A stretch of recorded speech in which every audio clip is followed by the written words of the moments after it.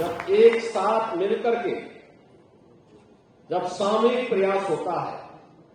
तो परिणाम की सुखद अनुभूति ऐसे ही होती है जैसे 2024 के उपचुनाव ने हम सबके सामने कराया है। इसी सरकार ने आजमगढ़ और रामपुर को भी आसान करके वहां पर भारतीय जनता पार्टी का झंडा गाड़ने का काम किया। यह उपचुनाव 2027 के उत्तर प्रदेश विधानसभा चुनाव की शुरुआत है। पहले ही विपक्ष के मन में भय पैदा कर दिया है। उत्तर प्रदेश के अंदर उपचुनाव में 9 सीटों पर ये उपचुनाव हुए थे और लोग अपनी अपनी बातें वहां पर कहते थे।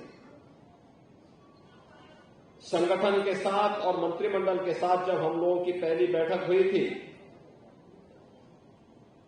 तब तक प्रत्याशी नहीं तय हुई थी,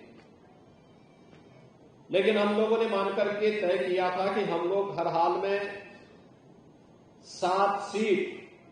बीजेपी और एनडीए मिलकर के जीते, इसकी एक रणनीति हमारी तैयार होनी चाहिए। और जिस तत्परता के साथ मैं देखता था कि माननीय धर्मपाल जी एक एक सीट की मॉनिटरिंग कर रहे हैं, एक एक सीट पर वह संगठनात्मक कार्यक्रमों की रणनीति भी बना रहे हैं।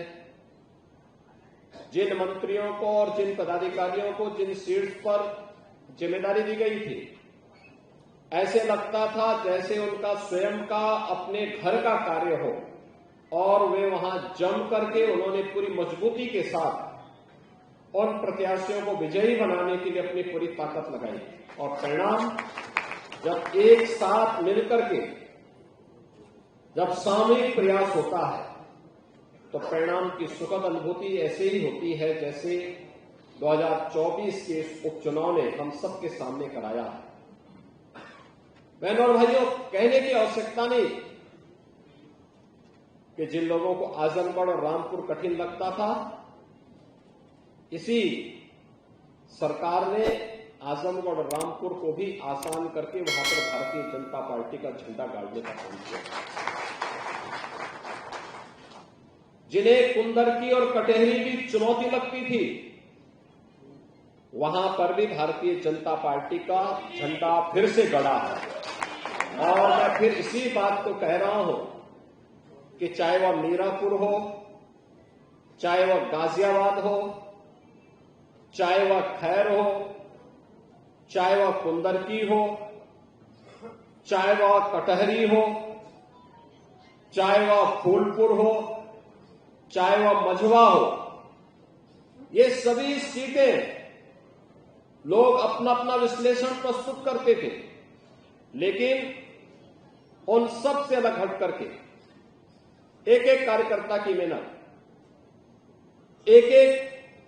जो पदाधिकारी और मंत्रीगण वहां लगाए गए थे, उनकी प्रयास,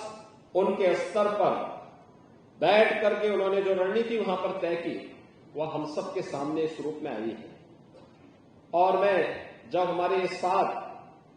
नए विधायक एनडीए को यहां प्राप्त हुए हैं, उन सबसे भी यही कहूंगा, जनता की अपेक्षा और बेहतर तालमेल बना करके जब वह चलेंगे तो मान के चलिए कि यह उपचुनाव 2027 के उत्तर प्रदेश विधानसभा चुनाव की शुरुआत है, जिसमें भारतीय जनता पार्टी एनडीए ने बढ़त प्राप्त करके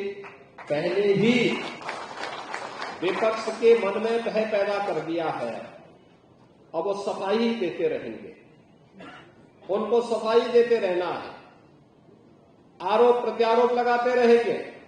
हमें उसकी परवाह के बगैर आगे बढ़ना है, आगे की इस लड़ाई को मजबूती के साथ आगे बढ़ाना है।